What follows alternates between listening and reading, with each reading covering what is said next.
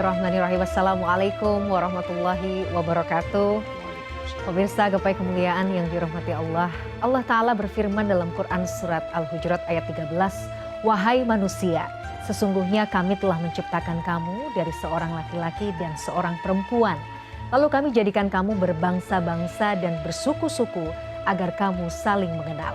Tentunya pesan itu adalah pesan ilahi tentang indahnya perbedaan yang patut disyukuri, bukan saling dipertentangkan. Ketika kita mampu memahami hakikat perbedaan, maka hati akan terasa lebih lapang, lidah akan lebih bijak, dan langkah akan lebih menyatukan daripada memecahkan. Pemirsa, selama 45 menit ke depan, insya Allah kita akan membahas sebuah tema yang mengingatkan kita untuk menyikapi perbedaan dengan lapang dada dan menghindari permusuhan. Semoga dari pembahasan ini kita semakin memiliki hati yang lembut dan lisan yang bijak dan juga akhlak yang menyatukan menuju kehidupan yang damai di dunia dan kemuliaan di akhirat kelak. Amin ya rabbal alamin. Dan seperti biasa saya tidak sendirian, sudah hadir bersama saya di studio hari ini ada gurunda dan juga ayahanda kesayangan kita semua, Kiai Haji Haris Sakam. Assalamualaikum warahmatullahi wabarakatuh. Waalaikumsalam Pak Kiai, warahmatullahi wabarakatuh. Sehat hari ini? Sehat walafiat. Alhamdulillah, selalu sehat, selalu bersemangat, nular gitu. Saya sebagai yang lebih muda, udah jadi anaknya ayah nih, harus juga semangat terus. Harus lebih semangat, terutama pagi hari harus energik. Ya. Harus energik dan senantiasa menyongsong hari itu dengan semangat ya Pak Kiai. Ya, betul. Doanya juga supaya kita semua juga mendapatkan ilmu yang bermanfaat ya. Sama seperti doa yang kemudian diajarkan oleh baginda Rasulullah SAW. Baik Pak Kiai, pembahasan kita sangat menarik. Hari ini terkait bijak sikapi perbedaan dan hindari permusuhan. Nanti kita akan elaborasi. Tapi juga saya ingin mengingatkan bagi Anda pemirsa yang juga memiliki pertanyaan. Anda bisa mengirimkan pertanyaan Anda berupa video melalui nomor WhatsApp yang tertera di layar kaca. Baik, kalau kita lihat dan kita tilik dari penggalan pembukaan tadi Pak Kiai. Dari Quran surat Al-Hujurat ayat 13. Ini kan memang Allah tuh memang secara sunatullah menciptakan kita berbangsa-bangsa dan bersuku-suku. Artinya untuk saling mengenal. Padahal sebenarnya kalau Allah mau, Allah juga bisa menciptakan kita dengan model yang sama, kesukuan yang sama, dengan iman yang sama gitu. Tapi sebenarnya hakikat Allah kemudian menciptakan kita Berbeda. dengan berbeda-beda itu apa sebenarnya? Hikmahnya apa? Tafadhol Pak Kiai. Baik, bismillah walhamdulillah wassalatu wassalamu ala rasulillah amma ba'du, Mbak Mila dan para pemirsa dimanapun Anda berada. Ayat yang dibacakan ya intisarinya oleh Mbak Mila itu secara tegas memang Allah mengikrarkan ya ayuhan nas inna khalaqnakum min zakari wa unsa wa ja'alnakum syu'uban wa qaba'ila lita'arafu inna akramakum indallahi atqakum. Itu deklarasi yang jelas banget sebenarnya. Dan itu yang dimaksud seluruh manusia, bukan ya ayyuhalladzina amanu, tapi ya ayyuhan nas. Sesungguhnya kami ciptakan kalian itu bersuku-suku berbangsa-bangsa untuk saling mengenal. Lita'arafu, saling mengenal, yang dimaksud itu bukan cuma pengenalan atas sebuah perbedaan. Tetapi lita'arafu, lita'lamu, agar kalian dapat memahami kenapa dibikin beda gitu maknanya. Kan jadi kalau perbedaan, kenapa dibikin beda itu menjadi dua hal yang berbeda. Ya, perbedaan sebuah keniscayaan, tetapi kenapa dibikin berbeda itu menjadi sebuah bahasan tersendiri.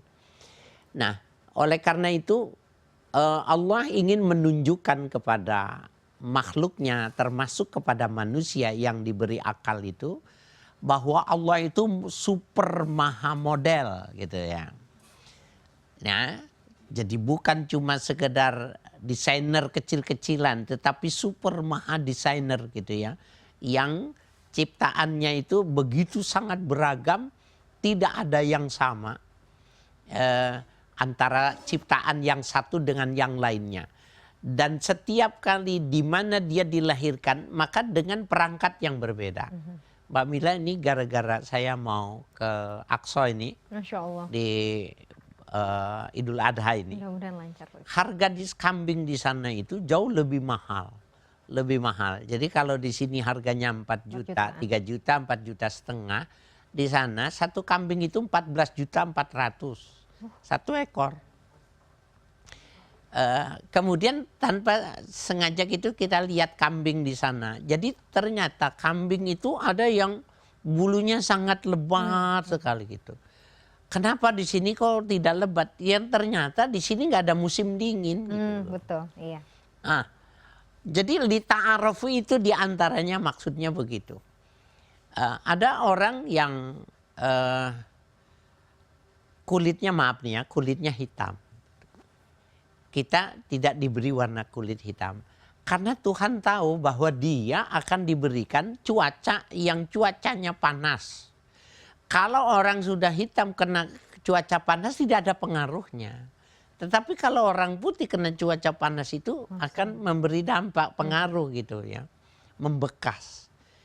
Nah, oleh karena itu makna ta'arufu itu bukan cuma makna mengenal, tetapi bagaimana memahami kenapa dibikin berbeda. Coba kamu pahami ini, beda warna ini ternyata perangkatnya sudah disiapkan. Ini warna gini karena apa? Cuacanya juga berbeda. Ya Allah. Maka kita melihat perbedaan itu kemudian melahirkan sebuah takbir, tahmid, tahlil tanpa sadar keluar dari lidah kita ke atas perbedaan-perbedaan itu.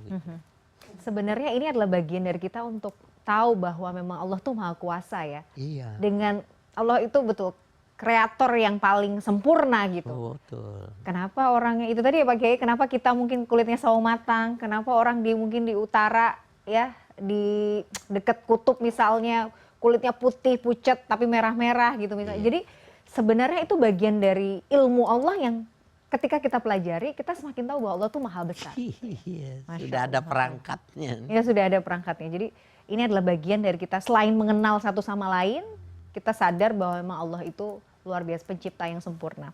Pak Kiai, tapi kan kadang-kadang ya, ini kan konteksnya menyikapi perbedaan. Ada mungkin tanpa kita sadari kita itu punya prejudis atau prasangka justru pada orang yang berbeda dengan kita.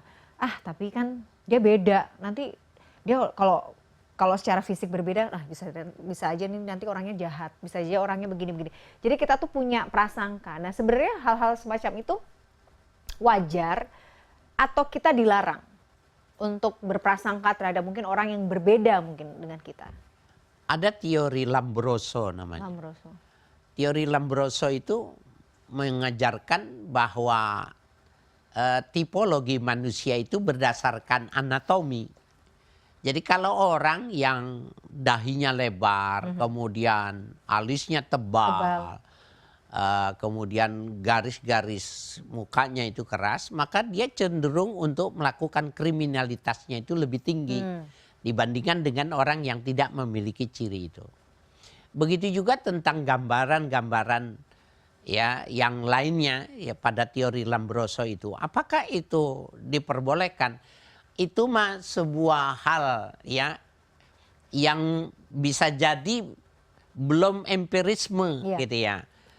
Karena memang bisa jadi ada yang semacam itu. Tetapi yang mesti dipahami itu empirisme itu yang terjadi itu pada saat yang mana ketika seseorang itu beragama bahwa sifat itu bisa hilang gitu loh. Kan bisa jadi nih secara anatomis, secara teori Lombroso ini kriminal orang ini. Tampangnya kan sangar nih kayak jahat nih gitu. Jahat. Tetapi ketika dia beragama dan menjadi seorang muslim yang baik, maka bisa jadi teori itu nggak membekat, teori itu nggak ada pengaruhnya. Nah, oleh karena itu menilai sesuatu berdasarkan fisik itu nggak boleh. Innallaha la yanzuru ila ajsamikum dalam hadis itu. Allah tidak akan melihat dari sebuah tampilan anatomis itu nggak boleh dinilai, itu nggak boleh. Wala ila ahsabikum, apa yang menjadi model varian yang berlaku, pekerjaan yang dikerjakan nggak boleh. Walakin yanzuru ila qulubikum, tetapi Allah akan melihat hati kalian. Nah, ketika hati itu, padahal yang dimaksud hati juga bukan hati yang maknanya daging yang bergantung itu, tetapi ada makna yang metafisika di samping makna jantung yang atau hati yang maknanya sekepal daging yang bergantung. Segumpal darah itu. Bukan itu, itu. Nggak ada ukuran-ukuran teori-teori itu di dalam Islam itu semua bisa berubah mana salah orang itu beragama baik dan dia mengamalkan. Jadi parameter kita untuk melihat seseorang itu dia baik nggak agamanya itu justru di situ ya Pak Kiai ya, bukan tampilan fisiknya, tapi dia mungkin baik agamanya itu kan dimensinya banyak ya, bagaimana mungkin adabnya dia, akhlaknya dia, yang itu yang sebenarnya harus kita nilai ya, harus kita jadikan pertimbangan ya ketika kita berinteraksi ya. Menarik sekali pembahasan kita, tapi kita harus jeda dulu Pak Kiai. Pemirsa jangan kemana-mana, Gapai Kemuliaan masih akan kembali saat lagi, tetaplah bersama kami.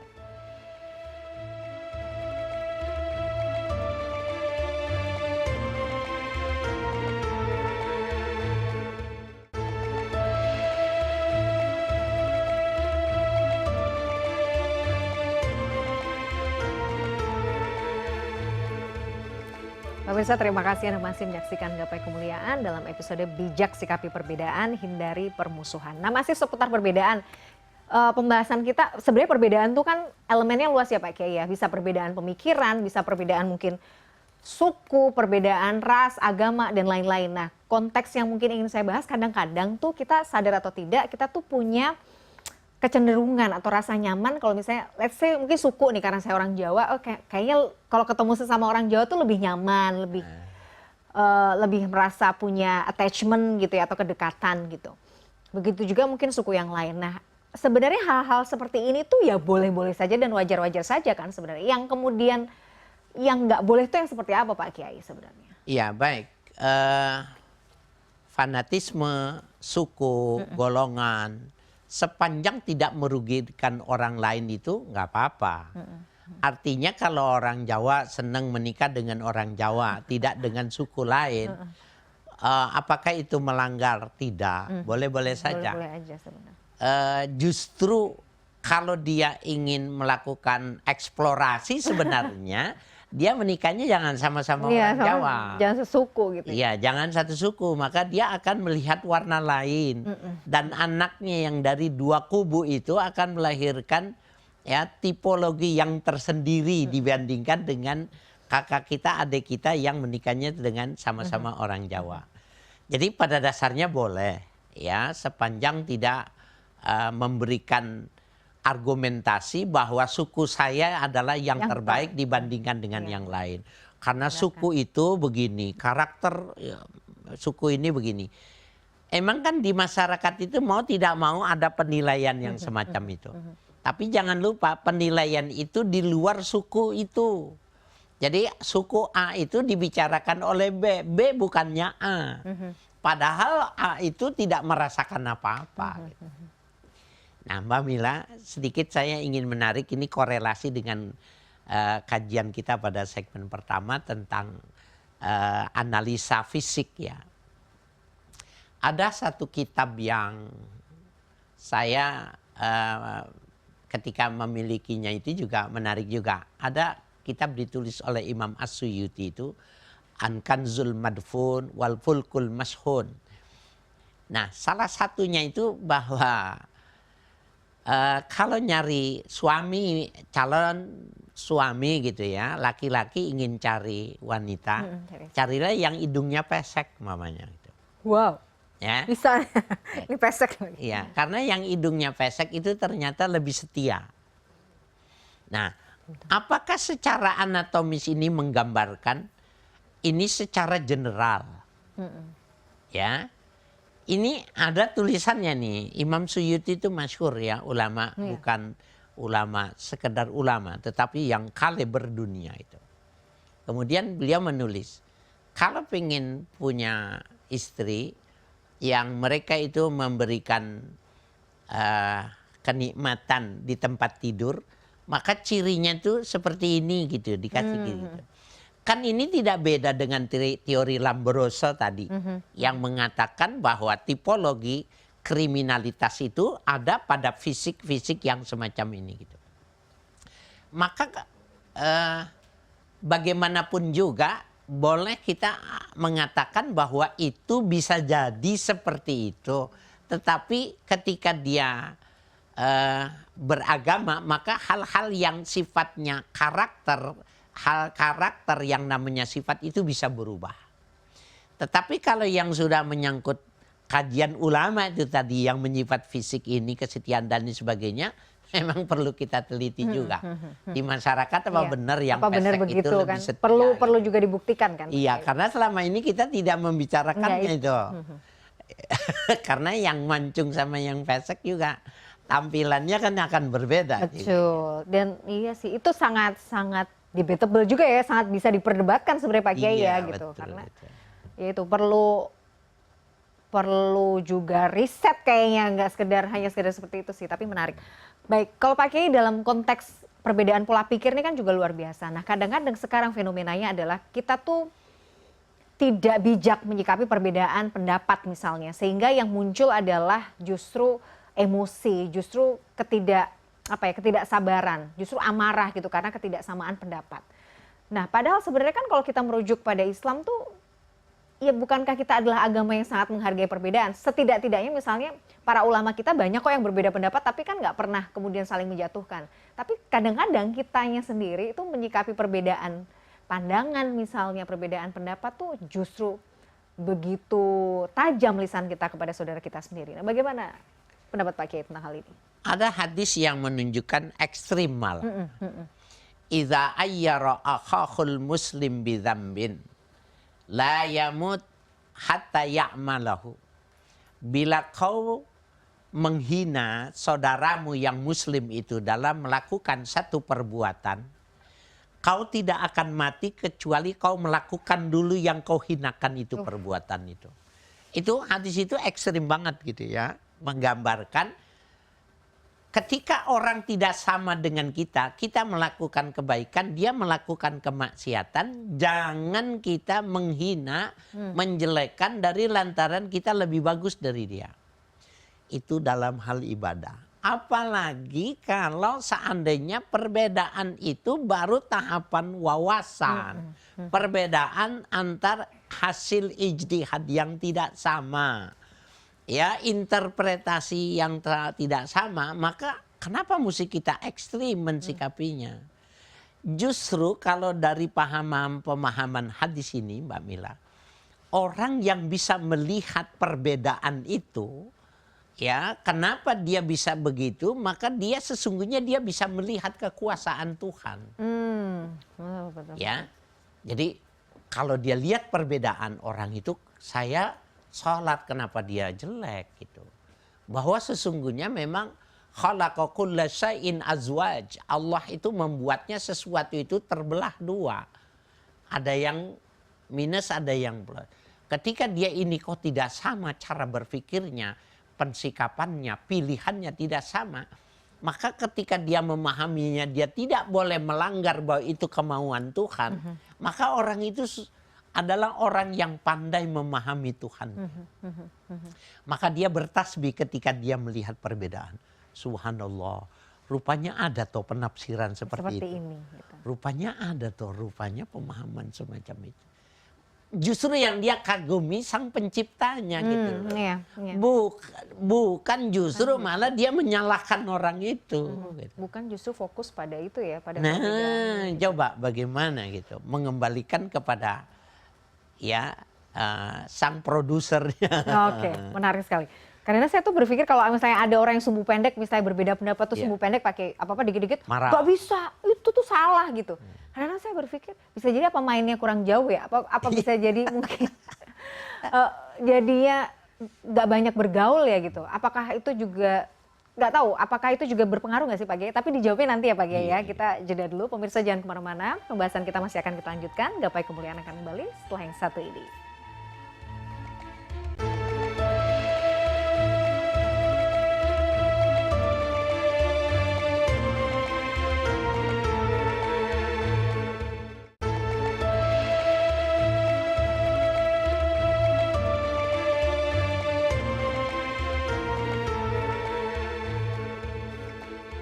Pemirsa, terima kasih Anda masih menyaksikan Gapai Kemuliaan dalam episode Bijak Sikapi Perbedaan dan Hindari Permusuhan.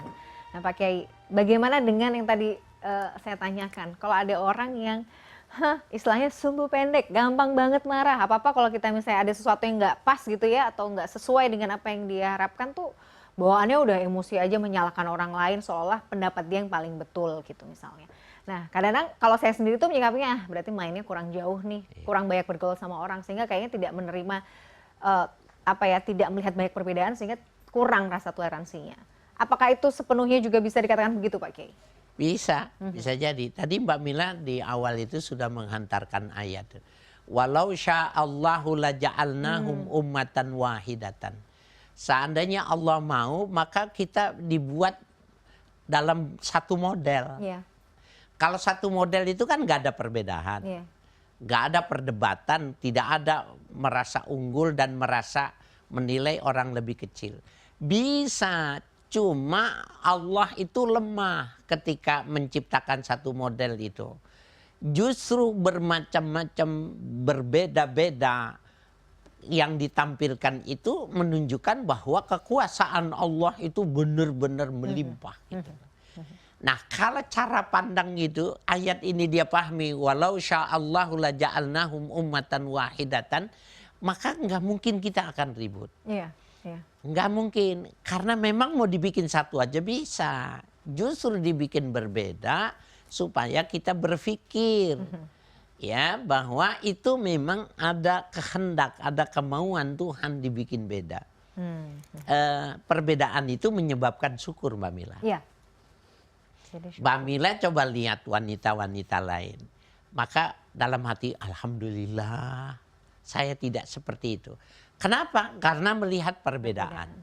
Tapi kalau bilang, ini gimana itu. Nah dia salah menggunakan perbedaan itu. Kalau seandainya perbedaan justru dia mengagumkan. Kan kita nggak boleh melihat orang berdosa aja nggak boleh dihina. Iya. Apalagi perbedaan itu cuma pada konsep. Perbedaan itu dalam penafsiran, interpretasi, biarin aja. Itu sunatullah perbedaan. Ya, perbedaan itu sunatullah, betul. Nah, kalau itu sunatullah, jangan kita perkosa itu menjadi semua kehendak kita. Kemauan memaksakan orang untuk sama dengan kita itu khilafus sunnah, menyalahi sunatullah. Jangan. Allahnya maunya begitu. Gitu. Nah berarti kalau orang-orang yang apa-apa sedikit-sedikit bentrok, apa-apa sedikit-sedikit berantem gara-gara sekedar perbedaan misalnya, klub bolanya beda gitu misalnya Pak Kiai gitu. Terus apa-apa karena beda, yang satu menang satu kalah, ngerasa beda, ngerasa rivalitasnya tinggi gitu, apa-apa bawaannya mau bentrok gitu. Nah itu berarti gagal paham ya dalam memahami perbedaan itu gitu. Gagal paham dia, dan itu biasanya mungkin ada faktor lain karena taruhan kalah. Ya kan? Jadi emosinya lebih gitu. Ya, kemudian terbawa-bawa, sebenarnya gengsinya merasa ya musuhnya itu menurut dia di bawah dia status sosial dan lain sebagainya. Itu sebenarnya banyak faktor ya. Tetapi benar menurut istilah Mamila, orang yang menganggap perbedaan itu sebagai sesuatu yang mesti disikapi, maka dia gagal memahami sunatullah. Kalau saya Mamila, saya kalau ayat Al-Quran, hadis itu, dia punya sentuhan dalam. Saya nggak menghafalnya, tapi saya hafal sendiri gitu. Saya memahami hadis yang tadi yang saya bilang, man ayyara akhahul muslim bidzambin ya lam yamut hatta ya'malahu. Orang yang menghina, mengecilkan pada orang saudaranya yang sedang jatuh pada sebuah dosa, dia menganggap dirinya lebih bagus. Dia enggak akan mati sebelum dia melakukan itu juga. Kalau dia enggak taubat dan dia enggak minta maaf. Jadi gini loh. Kalau kan itu perbedaan kan. Dan perbedaannya ekstrim banget. Yang ini soleh, yang ini toleh. Yang ini ibadah, yang ini maksiat. Kan ekstrim banget. Enggak boleh juga kita tuh. Iya, Pak Kiai. Jangan begitu. Ya, sampai kalau lam yamut hatta ya'malahu, kau nggak akan mati sampai kau melakukan itu sendiri. Sepertinya Tuhan itu mengatakan apa saja yang aku lakukan itu aku punya maksud, jangan ikut campur, kira-kira begitulah. Saya dengan hadis itu, pertama saya tidak menghafali, tapi kenapa saya kena betul. Dan kealiman seseorang, jadi kealiman seseorang, kesolehan seseorang itu ketika dia sudah mampu merefleksikan hadis ini.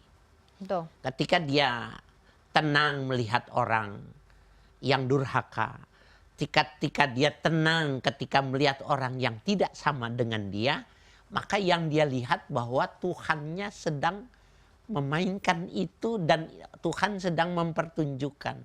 Mestinya dia bilang, alhamdulillah ya Allah, kau berikan aku seperti ini. Ya Allah, lindungilah keluargaku, jangan seperti itu. Orang itu cerdas. Oke. Betul, betul. Jadi justru letak kecerdasannya ada bagaimana kita merespon perbedaan. Nah, oke, Pak Kiai, ini menarik. Bagaimana kita merespon perbedaan itu? Bagaimana supaya kita tuh outputnya tuh bisa positif gitu. Jadi justru malah kebaikan yang muncul, bukan malah misalnya judgment terhadap orang lain, melihat sesuatu yang nggak sesuai atau melihat itu tadi kemaksiatan yang ditampakkan oleh orang lain.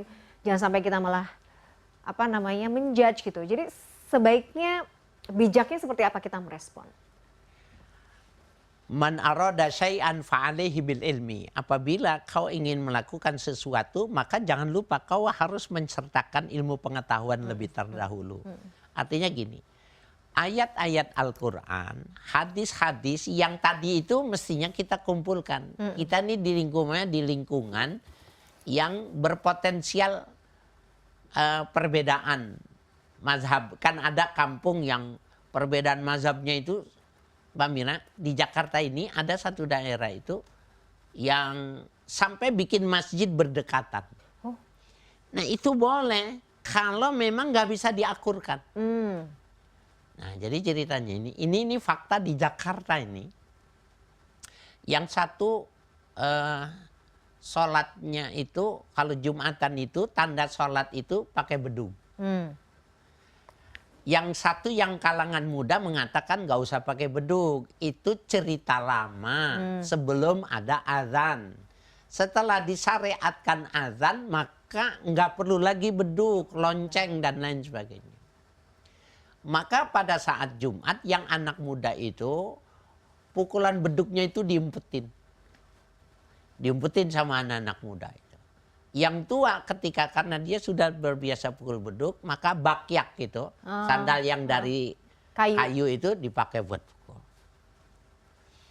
Besok Jumat berikutnya itu tadi, ya bawa silet nih anak muda, disobek saja silang itu tadi, sehingga kan waktu masuk itu bagaimana mau dipukul gitu.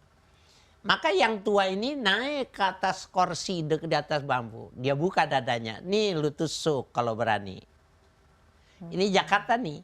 Nih lu tusuk kalau berani. Jangan beduk. Nyali lu nggak ada. Nah ini ribut terus, tidak cuma perbedaan. Cuma perbedaan yang tidak terlalu prinsip. Beduk itu sebelum ada syariat azan. Sudah ada azan. Ini mempertahankan budaya, ini menganggap sudah tidak perlu karena ini sudah mansuh. Ini pada teorinya begitu. Akhirnya bikin masjid sendiri-sendiri. Ya, yang muda bikinnya begitu, yang ini begini. Nah itu kan semestinya tidak perlu terjadi yang semacam itu dari lantaran ya nggak bijak mensikapinya itu. Nah, bagaimana kita cara berilmu? Kumpulkan ayat-ayat, hadis-hadis yang bisa membantu kita. Satu tadi ayatnya itu. Walau sya'allahu laja'alnahu ummatan wahidatan. Hafalin tuh. Kalau Allah mau, Allah bisa saja menciptakan itu satu model. Semuanya. Yang kedua, hadis yang mengatakan itu. Kalau kau masih melihat lebih bagus dari orang lain, tunggu kau akan melakukan itu. Kalau kita bisa menghayat itu, maka kita nggak akan menjadi orang yang lebih dari orang lain. Nah itu Jadi tetap kembali saya ingin mengatakan kepada para pemirsa, pendekatan keilmuan dalam hal perbedaan itu menjadi wajib. Jangan mensikapi perbedaan kalau kita tidak punya dasar secara keilmuan. Maka kita menjadi orang yang kasar, ya, orang yang menganggap orang lain tidak becus, tidak bagus, tidak sehebat kita dan lain sebagainya. Dia sebenarnya pada saat itu sudah menjadi Fir'aun kecil. Dan Fir'aun kecil itu lama-lama juga jadi Fir'aun. Iya, betul. Menarik sekali Pak Kiai, masih ada beberapa pertanyaan nih yang mungkin perlu dijawab. Misalnya, gimana sih cara ngadepin orang yang ngeyel? Kita udah tahu nih ya, oke, sepakat untuk berbeda tapi masih ngeyel aja. Nah itu harus bagaimana gitu. Nanti kita bahas di segmen berikutnya ya Pak Kiai, kita jeda dulu. Pemirsa jangan kemana-mana, Gapai Kemuliaan masih akan kembali sesaat lagi, tetaplah bersama kami.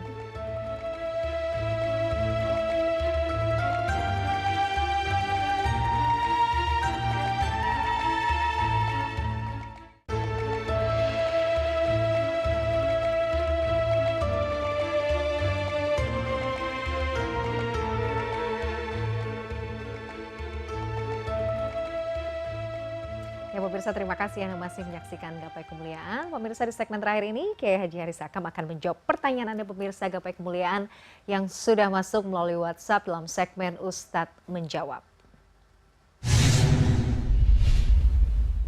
Ya, dan kali ini pertanyaan yang sudah masuk datang dari Amel, seorang mahasiswi. Kita akan simak bersama pertanyaannya. Assalamualaikum Pak Ustadz, saya Amel dari Unsur. Saya izin bertanya, kalau misalkan doa kita susah untuk dikabulkan, itu berarti ada yang salah dengan doa kita atau cara kita berdoa atau bagaimana ya Pak Ustadz? Terima kasih. Wassalamualaikum warahmatullahi wabarakatuh. Waalaikumsalam warahmatullahi wabarakatuh. Terima kasih Mbak Amel yang sudah bertanya. Pak Kiai, jika doa kita ini belum terkabul, apa yang salah? Apakah memang cara berdoa kita ada yang salah atau seperti apa Pak Kiai? Tafadhol. Ya baik, Adek Amel ya. Ya. Ayatnya secara tegas mengatakan ud'uni astajib lakum. Berdoalah, mintalah kalian kepadaku, niscaya aku akan menjawabnya. Niscaya aku akan mengabulkannya. Ayatnya ini jelas, nggak berarti tidak ada doa kecuali dikabulkan. Itu dulu tuh. Tidak ada doa kecuali dikabulkan. Jadi ulama mengatakan kalau dia tidak akan dikabulkan, maka Allah tidak memberi petunjuk dia untuk berdoa. Nah, jadi kalau Allah menunjukkan dia untuk berdoa, itu maknanya Allah mau memberi. Dibalik tuh. Nah, Mbak Amel, di dalam kita melihat itu kadang-kadang kita itu yang bahasa Nabi walakin tastajilun, kamu maunya buru-buru sih gitu. Maunya cepat-cepat. Jadi maknanya itu bukannya ditolak, bukan. Tetapi kita tidak menerima sesuai yang pengharapan kita. Nah, di dalam kita berdoa itu ada beberapa etika, adab yang mesti dijaga. Ya, pertama kita itu berwudu, kemudian kita menutup aurat, kita menghadap kiblat, kemudian kita mengucapkan hamdalah, membaca salawat, kemudian berdoa. Nah ini dalam satu rangkaian yang disebut dengan doa. Doa itu dia harus ada lagi, ud'ullaha wa antum muqinun. Berdoalah kepada Allah dan kamu yakin dengan yang kamu minta. Bisa jadi Mbak Amel itu waktu berdoanya itu mempertanyakan ini diterima nggak ya doa saya. Nah pada saat itu syak, orang yang ragu itulah yang menyebabkan doanya tidak terpenuhi. Ulangi lagi Mbak Amel ya, kalau Mbak Amel ragu jangan berharap, bisa jadi emang tidak dikabulkan. Tetapi orang yang yakin maka sesungguhnya akan dikabulkan. Itu sudah pasti itu. Karena memang ayatnya mengatakan astajib lakum, niscaya aku akan memenuhinya, menjawabnya. Nah hanya saja ulama memberikan penjelasan, ada yang dipenuhinya sesuai dengan permintaan dan di dunia. Tapi ada yang dipenuhinya tapi tidak sesuai yang diinginkan, lebih bagus. Itu ada. Ada yang diberikannya itu tidak di dunia tetapi di akhirat. Kenapa? Kalau diberikan di dunia, dia akan mengalahkan kebaikan-kebaikan yang lain yang sudah dikerjakan. Oh, Masya Allah, betul ya. Jadi itu yang kadang-kadang kita menganggap ini jangan-jangan saya salah ini dalam berdoa. Enggak. Kata astajib lakum itu adalah isim jawab yang pasti Oh, artinya. pasti. Jadi memang Pasti. Allah tidak akan melanggar janjinya Enggak gitu ya Pak mungkin. Kiai ya. Innaka la tukhliful mi'ad. Allah tidak akan menyalahi janji. Oh, Masya Allah. Tuh, jadi harusnya kita optimis dong berarti dalam berdoa. Optimis. Kadang-kadang optimismenya itu yang kurang. Iya sih. Dia doa gini, ini sebenarnya udah memenuhi syarat belum? Iya, Nah, iya. itu ragu. Oh, oke. Aduh, pantas nggak ya saya dapat ini gitu Pak Kiai. Nah, itu ragu ya. Jangan. Jadi optimis. Jadi cara Allah menjawab doa kita tuh ada 3. Betul, yang pertama tadi seperti Pak Kiai sampaikan, langsung tunai sesuai yang kita mau diberikan di dunia. Yang kedua lebih baik. Iya, Ya itu kan? lebih Yang baik. lebih dengan kualitas yang lebih baik. Yang ketiga tidak diberikan di dunia, Tapi di akhirat. di akhirat karena itu tadi akan ya, merusak. kebaikan-kebaikan yang lain. Jadi sebenarnya yang tidak ada doa yang kita lantunkan ke langit ya, itu sia-sia. Allah tuh pasti akan ganti. Iya. Mau kecil mau besar doanya ya Pak Kiai ya. Iya. Udah. Itu kalau orang ngerti bahasa Arab, udu'uni Untuk ini. itu adalah kata perintah yang mesti dijawab. Kan Allah yang nyuruh tuh. Berdoalah kau, mintalah kau. Nah, kemudian Allah menjawab, astajib lakum. Nah, itu fi'il jawab itu pasti maknanya. Oke. Nggak mungkin ditolak, itu nggak mungkin. Oke. Jadi pasti itu Pasti. itu harus di bold ya, di kapital. Jadi Ya. Allah itu pasti akan Pasti dijawab. Pasti menjawab. dipenuhi Pasti akan keinginan. dipenuhi. Jadi Dan yang pastinya lagi lebih bagus. walaupun itu kadang-kadang kita mikirnya mungkin doanya terlalu, misalnya kan ada kayak terlalu, mimpi saya terlalu tinggi, doa saya mungkin terlalu, saya minta dikaruniai harta yang melimpah gitu. Ketika Allah nggak memberikan sesuai ekspektasi kita, bukan berarti itu Allah tidak mengabulkan ya Pak Kiai. Bukan. Yang lebih baik segitu dulu. Segitu dulu, porsi kamu segini, karena kalau Segitu dikasih dulu. lebih, Kamu bukannya ibadah nanti. Di bukan Singapura kebaikan. terus mainnya. betul juga ya. Makanya kayaknya nggak dikasih MM-an nih, karena kalau dikasih MM-an jadi sombong Pak Kiai. Iya, bisa jadi. Bisa jadi gitu. Jadi mudah-mudahan Masya Allah ya jawabannya saya pikir sangat jelas dan tuntas ya. Mudah-mudahan Mbak Amel juga bisa memahami. Kita kembali lagi pada pembahasan kita sesuai tema Pak Kiai soal menyikapi perbedaan. Nah kadang-kadang tuh saya suka kesel. Nah, suka kesel karena misalnya lagi berdiskusi atau kita sedang bertukar pendapat gitu. Misalnya kita ngeyel atau mungkin saya ngeyel ya, saya juga nggak tahu ya. Jadi mungkin lawan bicara jadi sebel gitu. Jadi bagaimana ya cara kita menghadapi sebuah diskusi yang akhirnya malah justru debat kusir gitu. Nggak ada ujungnya, nggak ada solusinya, malah tidak membawa manfaat. Yang ada malah kayak gontok-gontokan gitu. Seharusnya bagaimana kita menyikapi diskusi yang seperti ini Pak? Ya, dalam berdiskusi itu pertama Allah menegaskan wajadilhum billati hiya ahsan. Orang Islam itu kalau berdiskusi dia punya argumentasinya lebih bagus ketimbang orang lain. Jadi kalau dia tidak punya argumentasi lebih baik, maka dia sebenarnya dia mestinya diam. Nggak usah berdiskusi, nggak usah ngomong. Dan diam itu bukan berarti kalah. Oke. Ya, itu yang pertama. Yang kedua ada lagi yang lebih memberikan panduan kepada kita itu wa'mur bil urfi wa'arid anil jahilin. Ajaklah kepada yang memberikan motivasi, memberikan kebaikan, wa'arid anil jahilin, tinggalkan debat dengan orang yang bodoh. Jadi memang disuruh menjauh. Oke. Karena apa? Pertama kamu nggak ada manfaatnya mendekati dia. Kalau berdebat kamu nggak bakalan menang. Jadi gimana? Ya udah tinggal, dia memang ciptaan Allah, pembandingnya kita. Udah biarin aja. Orang dia itu pembanding gitu. Biarkan saja. Juga. Nah, yang ketiga ada Nabi memberikan pedoman kepada kita, ya. Man kana yu'minu billah, orang yang beriman kepada Allah wal yaumil akhir, dan dia percaya ada hari pembalasan. Artinya dia nggak boleh sembarangan itu. falyakul khairan, hendaknya dia mengucapkan yang baik, au liyaskut, atau diam. Nah, diam itu sebagai jawaban. Ketika diam dianggap lebih bagus daripada menjawab. Imam Syafi'i dalam riwayatnya itu, setiap kali dia datang ke haflah-haflah, maka orang di negara itu, di daerah itu sudah mempersiapkan pertanyaan-pertanyaan karena memang jarang ketemu sama Imam Syafi'i.